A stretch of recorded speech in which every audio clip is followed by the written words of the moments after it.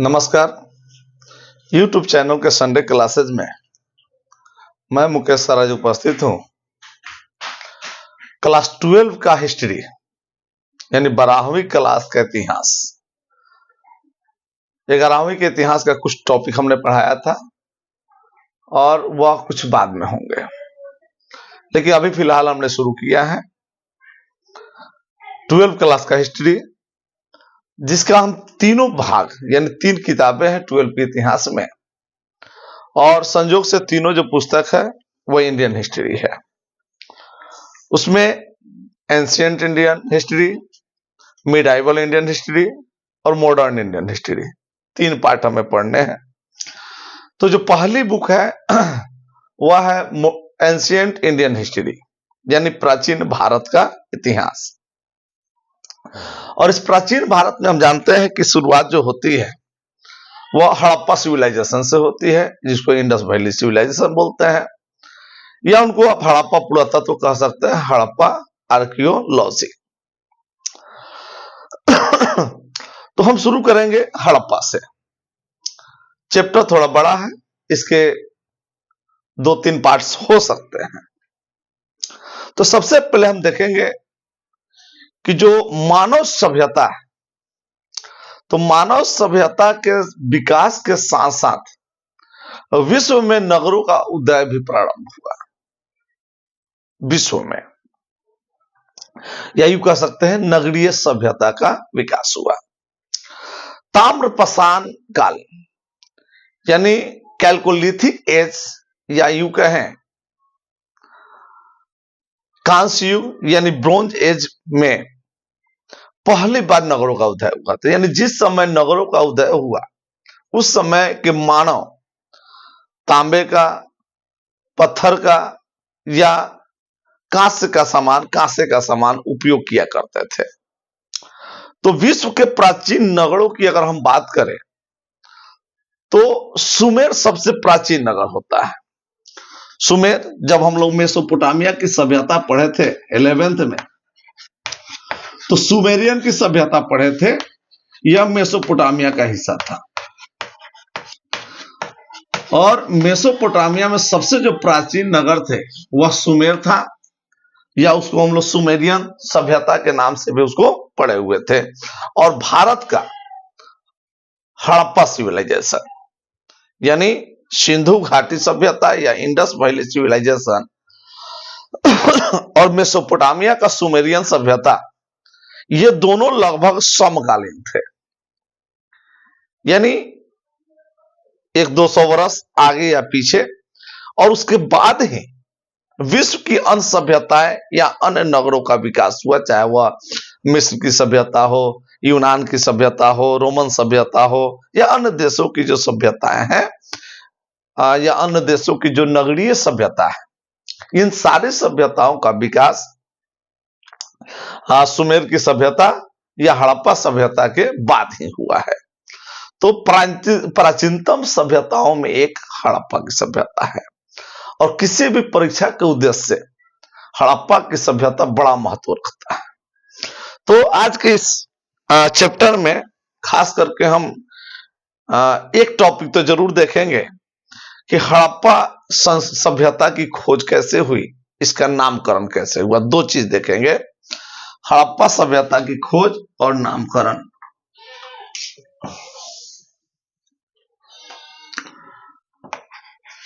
हड़प्पा यानी खोज और नामकरण।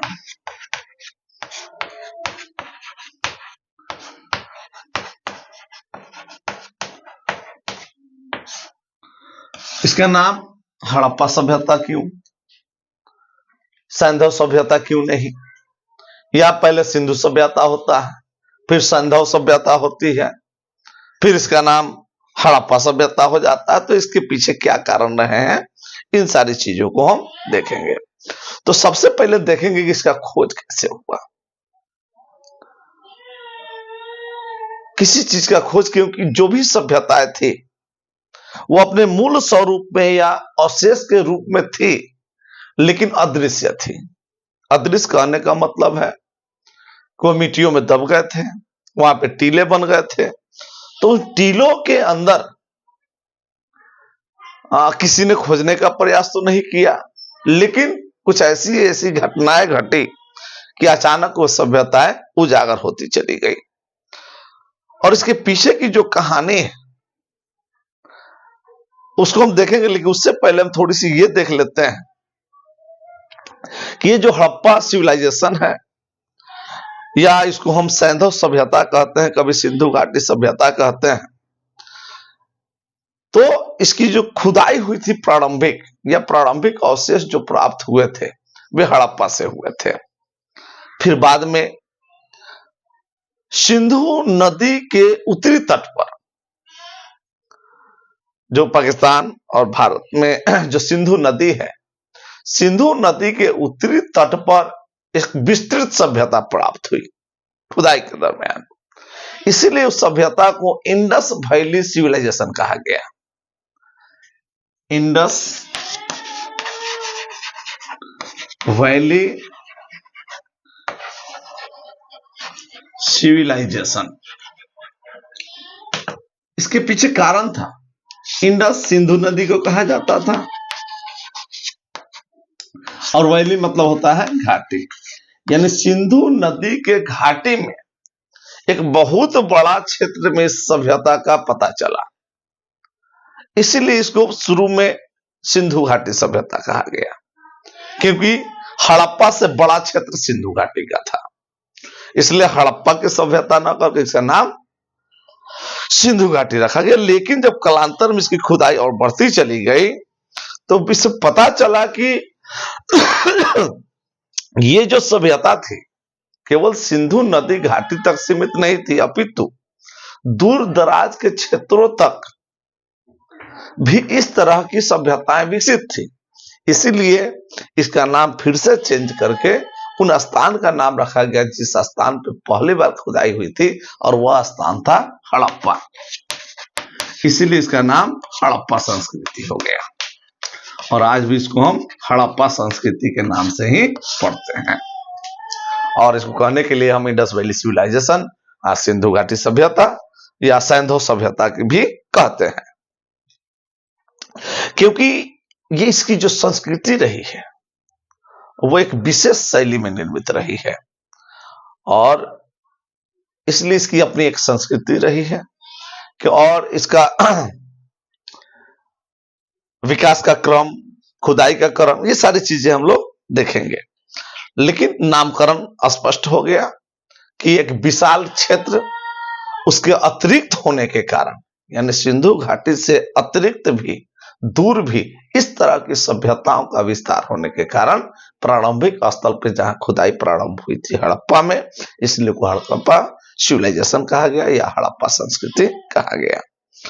ये हुआ नामकरण। अब थोड़ी सी अब चर्चा करेंगे हम खोज पे। खोज तो पहले डालना चाहिए था, लेकिन नामकरण छोटा है और खोज जो है थोड़ा सा विस्तृत है। तो जब भी खोज की बात आती है तो सबसे पहले बात आती है अलेक्जेंडर कनिंघम की।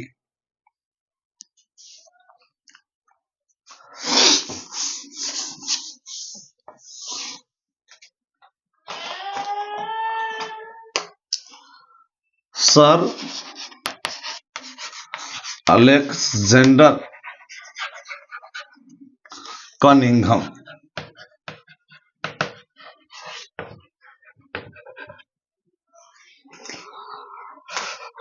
नाम देखेंगे बहुत बड़ा।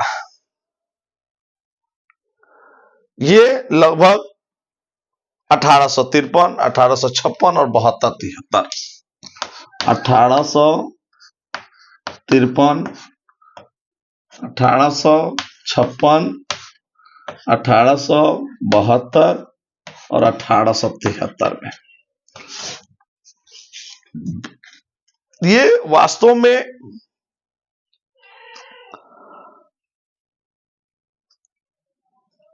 ब्रिटिश, क्या कहते हैं इनको, कि एक सेना में इंजीनियर थे। ब्रिटिश सैन्य सेवा में थे और उसमें इंजीनियर थे। तो एक इंजीनियर इतिहासकार के रूप में बहुत ज्यादा कार्य करने की उत्सुकता नहीं रखता है। लेकिन इन्होंने जब रेलवे का विकास चल रहा था, थोड़ा सा और पीछे हम चलेंगे कि पहली नजर भाई इसकी किसकी पड़ी, तो बहुत सारी बातें आती है। इन पे हम विशेष चर्चा इसलिए करेंगे कि इनको फादर ऑफ इंडियन आर्कियोलॉजी कहा जाता है, भारतीय पुरातत्व के पिता कहलाते हैं ये, तो इनकी चर्चा तो होगी ही। सबसे पहले हम उस व्यक्ति की चर्चा करेंगे, टीलो पैंथर। टीलो पैंथर यह वह व्यक्ति था जिसने ये आशंका जताई थी उस टीले पर, हड़प्पा के स्थान पर, कि यहां पहले से कुछ निवास रहा होगा, मानव की सभ्यता यहां रही होगी, ऐसी आशंका इन्होंने जताई थी। तो सबसे पहला व्यक्ति जिसमें हड़प्पा के अंदर एक पुरानी सभ्यता होने या मानव संस्कृति बसने का जिक्र किया था, वो थे टीलो पैंथर। सबसे पहले उन्होंने ये नहीं कहा कि कितनी पुरानी सभ्यता होगी, उसने ये दावा किया, ये आशंका जाहिर की कि इस स्थान पे कोई ना कोई पिछली सभ्यता रही होगी। ये थे टीलो पैंथर। अब हम बात करेंगे 1856 में, इस समय उसके बाद अलेक्जेंडर यहां गए थे। 1856 में रेलवे का काम चल रहा था, ध्यान से सुनेंगे इसको। 1856 ईस्वी में रेलवे का काम चल रहा था, और ये जो रेलवे का काम चल रहा था, ये लाहौर से कराची, लाहौर से कराची रेलवे लाइन बनना था ये, या आप मुल्तान भी कह सकते हैं, यही रूट था। इस रेलवे लाइन का काम चल रहा था। इस रेलवे लाइन के काम कराने के जो इंजीनियर थे, इंजीनियर निश्चित है, ब्रिटिश इंडिया है तो ब्रिटिश इंजीनियर होंगे, तो जो इंजीनियर थे जॉन ब्रेटन और विलियम ब्रेटन, दो भाई थे। कौन कौन थे? जॉन ब्रेटन ब्रेटन और विलियम ब्रेटन।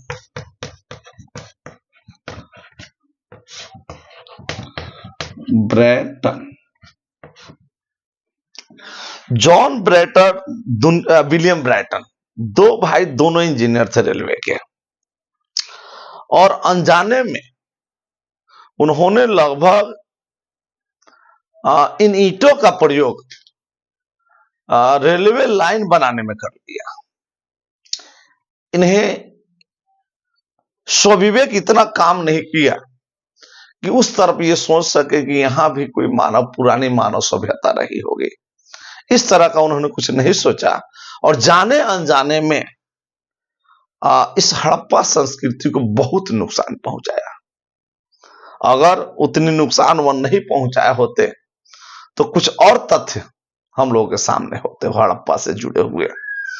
तो खैर, ये तो अनजाने में हुआ, अनजाने में बहुत बड़ा नुकसान पहुंचाया, लेकिन इन्हों की ही खुदाई से कम से कम उस सभ्यता के होने का दावा स्पष्ट हुआ, क्योंकि पैंथर साहब ये बोले थे कि हो सकता है, लेकिन इनकी खुदाई में ईंट, मोहर इत्यादि का मिला, ईंटों का बहुत प्रयोग किया गया। हड़प्पा में तो इतनी ईंटें थी कि चाहते तो 100 किलोमीटर तक, है ना, उसी ईंट से पटरी के नीचे का जो बेसमेंट होता है वह तैयार किया जा सकता था। खैर, इनके जाने अनजाने में नुकसान हुआ, और उन्होंने वहां ईंटों का तो उपयोग किया ही, साथ ही उन्होंने बाद में यह दावा किया था कि हमें मोहरे भी बहुत सारी देखने को वहां मिली थी।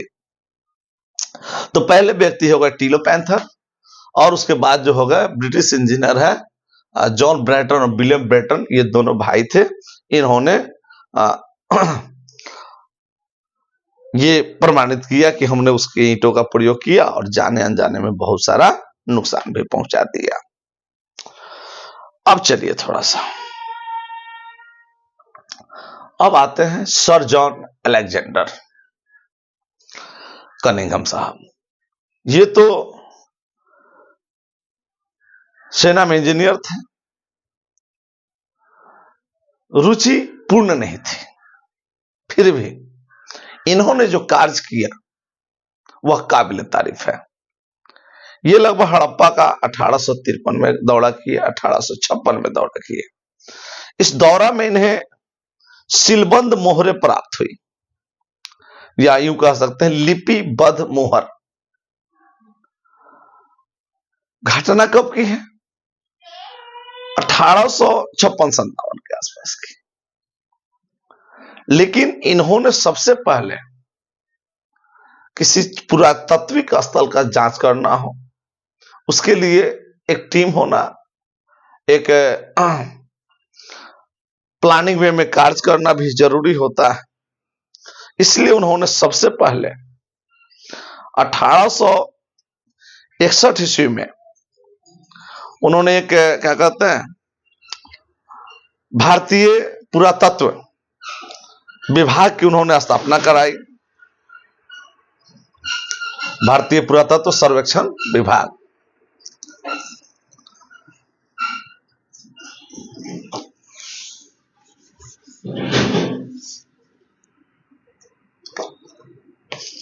भारतीय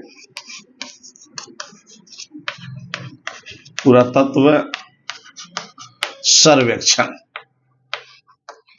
इसकी स्थापना उन्होंने 1861 ईस्वी में करवाई। और इस भारतीय पुरातत्व सर्वेक्षण, जिसको ASI बोलते हैं, ASI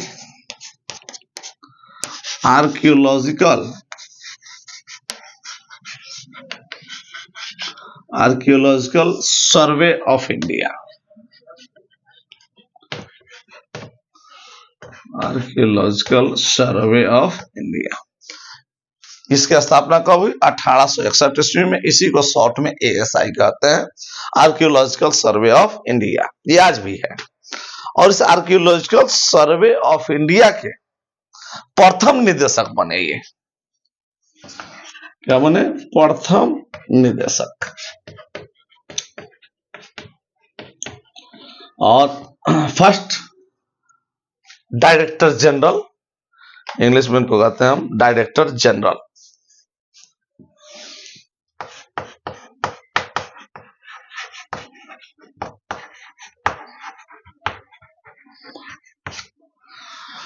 पुरातत्व विभाग की स्थापना हुई, इसके ये डायरेक्टर बने। और डायरेक्टर बनने के बाद में फिर वहां का दौरा किया 72-73 में। और 1875 ईस्वी में उन्होंने विस्तृत खोज प्रारंभ किया। कब? 1875 ईस्वी में। क्योंकि कोई भी सर्वेक्षण का काम इतनी तेजी से नहीं की जा सकती, उसके लिए संसाधन, श्रम और धन की आवश्यकता होती है। तो जब तक इतनी चीजों की व्यवस्था नहीं हो जाए, तब तक किसी भी चीज की खुदाई, उसमें खुदाई करना है, उस पर रिसर्च करना है, उन वस्तुओं को कलेक्ट करना है, तो बहुत सारा टाइम लगता है। इसलिए थोड़ा सा वक्त लगा, शिथिलता थी इसमें। शिथिलता होने के पीछे दो कारण हो सकते हैं। तो भारत एक तो अधीन था, दूसरी वे ब्रिटिशर्स थे, तीसरी बात यह है कि सभ्यता जो थी वह भारत की थी, कोई ब्रिटेन की सभ्यता नहीं थे। तो जब उन्होंने हड़प्पा का दौरा किया तो उन्हें एक लिपिबद्ध मुहर प्राप्त हुई। लिपिबद्ध मुहर, मुहर का मतलब समझ लीजिए कि आज जिस तरह से सिक्का और रुपया चलता है वह हो गया मुहर।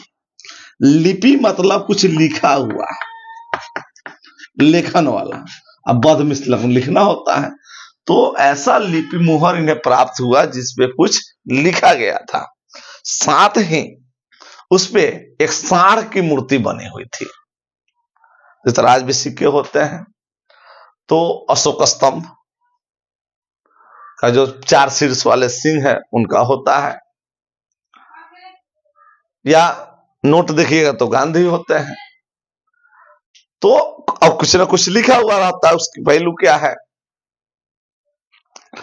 तो कुछ अक्षर उस पे खुदे हुए थे और सांड की मूर्ति बनी हुई थी, लेकिन वह लिपि अज्ञात थी, जिसको पढ़ना मुमकिन नहीं था।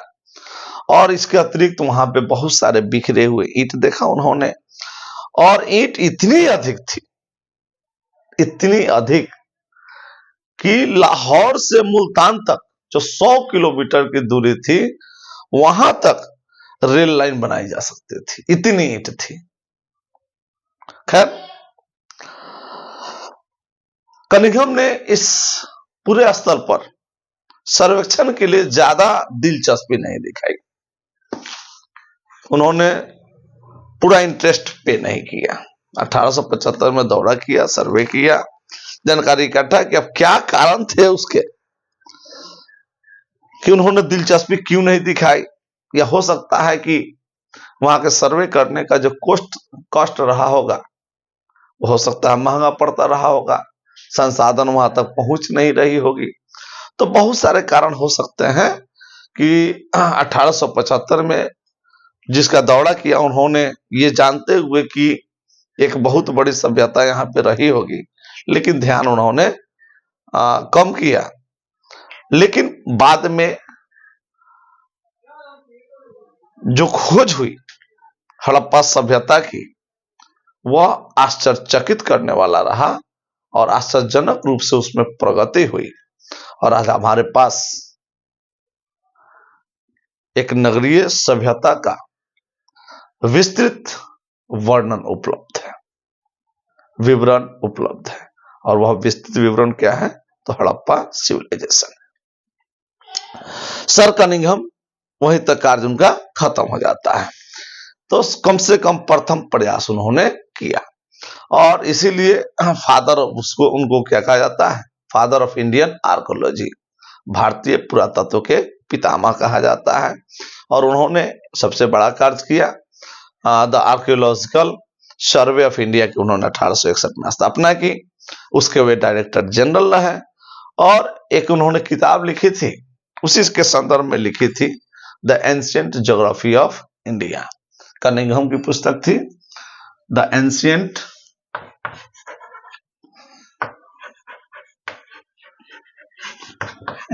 Geography of India, ancient geography of India, जिसमें लगभग हड़प्पा से जुड़ी ही भूगोल का चर्चा उन्होंने उसमें किया था। और फर्स्ट रिपोर्ट उन्होंने कम से कम 1875 में प्रकाशित किया, और उसी रिपोर्ट के आधार पर आगे खुदाई हुई थी। तो इनके लिए ये महत्व रखता है और महत्वपूर्ण था भी। अब थोड़ी सी देखेंगे हम कि आगे कैसे इसकी खोज हुई, आगे कैसे इसकी खुदाई है। अगर इसको नोट करना चाहते हैं तो इसको नोट कर लीजिए, या स्क्रीनशॉट लेना चाहे तो स्क्रीनशॉट ले लीजिए। अब चलते हैं हम कनिंघम के बाद में इसका आगे क्या हुआ।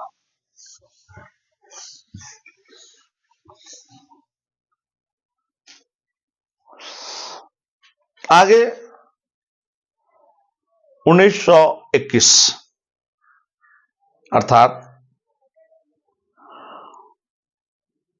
20वीं शताब्दी में के प्रारंभ में, जब एक भारतीय पुरातत्वविद या भारतीय पुरातत्ववेदा आर्कियोलॉजिस्ट हड़प्पा के उन महत्व को जाना, चाहे वह महत्व 1875 के कनिंघम के लेख से ही मिला हो, जानने के बाद में उन्होंने 1821, क्योंकि 1875 में जो लेख छपी थी वह कुछ सीमित क्षेत्रों तक थी, लेकिन वह पहुंचते पहुंचते भारत तक, क्योंकि उस समय न मीडिया था, न सोशल मीडिया था, न टेलीविजन का साधन था ठीक से कि आप किसी चीजों को जान सके। तो निश्चित ही पुस्तकों में लिखा गया, पुस्तक पढ़ करके लोगों को जानकारी मिली। तो इस डिपार्टमेंट को भी जानकारी उनके बाद में बहुत देर से मिली और 1921 में इसका उत्खनन फिर से प्रारंभ हुआ 1921। उस समय भारत में असहयोग आंदोलन का दौर चल रहा था। तो प्रारंभिक अवस्था में ऐतिहासिक काल के पहले के स्तर जो होते थे उसमें क्या हुआ कि अनेक मोहर मिला जब खुदाई प्रारंभ हुआ तो, और पुरातत्ववेदा जितने लोग थे, आर्कियोलॉजिस्ट लोग जो थे, उनका ध्यान अपनी तरफ आकृष्ट किया। तो 1921 दयाराम साहनी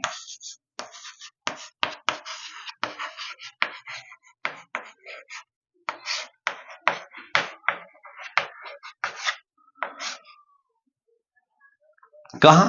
तो हड़प्पा।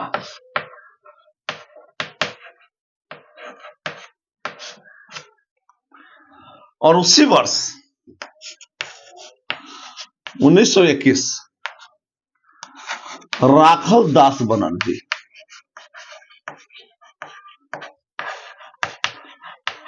ये बंगाली थे, इनको जिम्मे दी गई मोहनजोदाड़ो।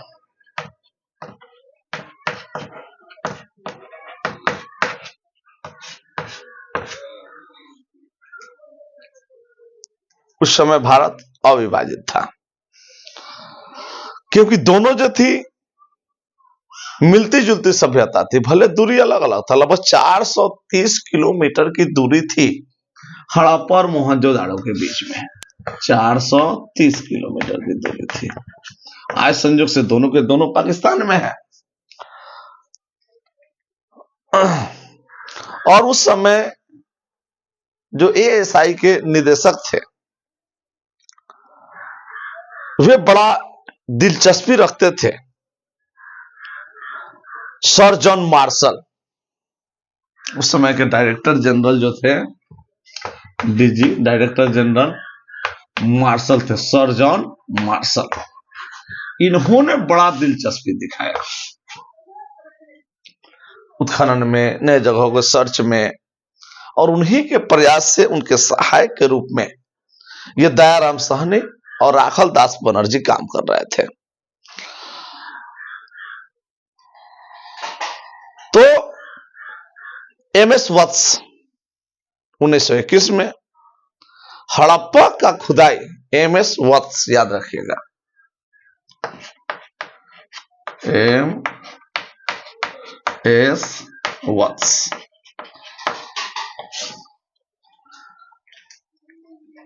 ये भी पुरातत्वविद थे। ये प्रवृत्ति जो इनकी थी ये साइंटिफिक थी, ये वैज्ञानिक स्तर से खुदाई कि कोई भी एक कार्य एक आदमी से नहीं होता, उसकी एक टीम होती है। तो उसी टीम में दयाराम साहनी के टीम में एमएस वत्स से इन्होंने वैज्ञानिक तरीके से खुदाई प्रारंभ की और 1921 में हड़प्पा की खुदाई प्रारंभ हो गई। दयाराम साहनी के नेतृत्व में डायरेक्टर जनरल थे सर जॉन मार्शल, और 1925 में मोहनजोदड़ो का खुदाई प्रारंभ हुआ। 21 में इनकी हो गई, लेकिन मोहनजोदड़ो की जो खुदाई नियुक्त किया गया 21 में, लेकिन खुदाई जो हुई वह 1925 में खुदाई हुई है। और 1938 में 1938 आते आते ये नहीं रहे तो मैके, ब्रिटिश आर्कियोलॉजिस्ट थे, मैके 1938, क्योंकि कई चरणों में ये खुदाई हुआ है ना, क्योंकि खुदाई 25 में शुरू हुआ, 30 में इनकी मृत्यु हो गई, फिर खुदाई रुक गया, फिर मैके ने 1938 में खुदाई प्रारंभ किया। और 1938 में खुदाई में और भी इंटरेस्टेड चीजें उसमें से मिलने लगी और गहराई में जाते गया। तब तक क्या हुआ कि 1946 ईस्वी में 1946 ये जॉन मार्शल थे, ये बदल गए और व्हीलर डायरेक्टर जनरल बने। व्हीलर जो थे, E.M. व्हीलर डायरेक्टर जनरल बने। अब उनके नेतृत्व में ये खुदाई फिर से शुरू हुआ, क्योंकि खुदाई कभी हुआ है, कभी रुका है, कभी हुआ है, कभी रुका है, निरंतर नहीं चला है। और स्तरीकरण, लेबलिंग पर इन्होंने ज्यादा जोर दिया कि स्टेज बाय स्टेज इसकी खुदाई हो, लेकिन खुदाई पूर्ण हुआ नहीं। तब तक क्या हुआ, भारत विभाजन हो गया। वो पूरा जो क्षेत्र था पाकिस्तान में चला गया और फिर से एक बार कार्य रुक गया। लेकिन आजादी के बाद जो पाकिस्तानी पुरातत्वविद थे, उन्होंने कुछ खुदाई को जारी रखा और बाद में ब्रिटिश या अन्य देशों के अमेरिकी पुरातत्वविदों ने खुदाई किया। 1955 में S.R. राव ने लोथल गुजरात की खुदाई की।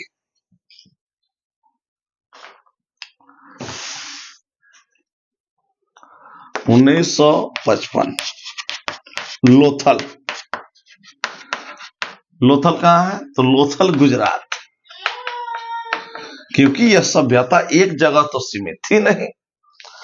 और 1960 में कालीबंगा का खुदाई हुआ, गुजरात और कालीबंगा। फिर अमेरिकी पुरातत्वविद आए और 1986 में हड़प्पा के फिर से कुछ स्थलों का खुदाई प्रारंभ किया। इसके अतिरिक्त उसने पाकिस्तान, यानी जहां जहां ये हड़प्पा सिविलाइजेशन फैले हुए थे, वहां वहां स्थलों पर खुदाई हुई और ये खुदाई एक चरण में चलता रहा। और आज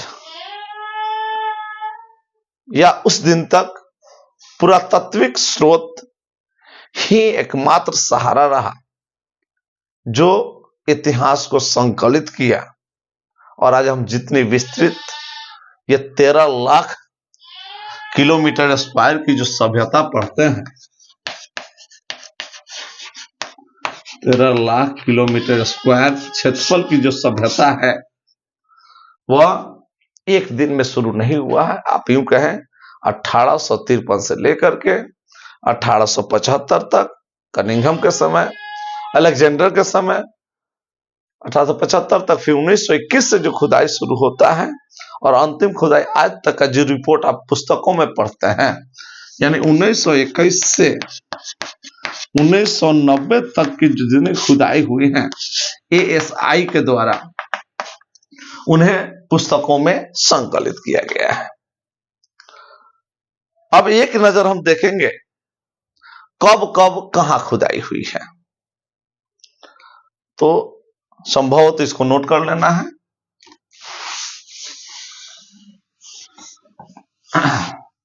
तो पहला हड़प्पा हो गया, दूसरा मोहनजोदाड़ो हो गया, और दोनों लगभग मान के चले तो हम एक ही साथ पढ़ेंगे। अब देखेंगे 1938, इसको नोट करना है केवल, मोहनजोदाड़ो का दोबारा खुदाई।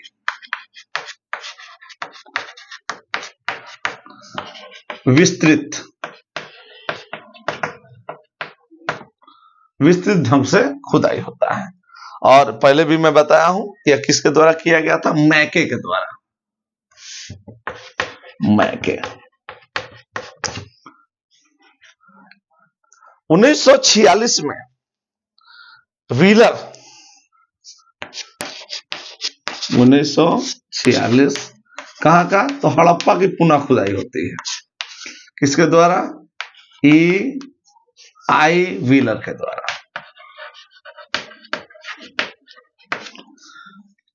तो सॉरी, E.M. व्हीलर 1946 में E.M. व्हीलर के द्वारा पुनः यानी दोबारा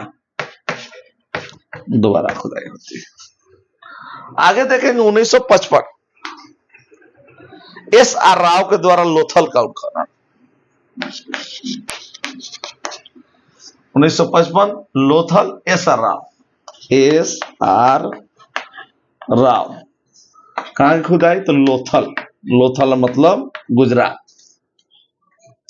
1960 बीबीलाल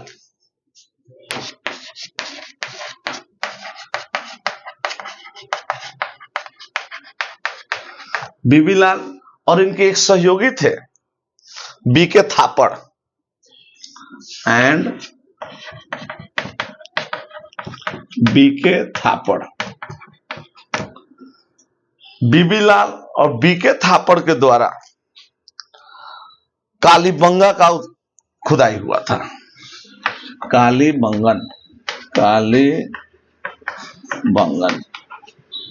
कालीबंगन ये राजस्थान आरजे।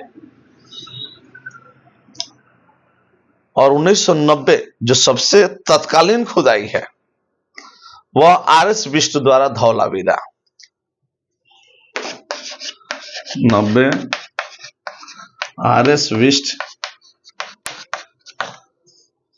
धौलावीरा। तो आज हमने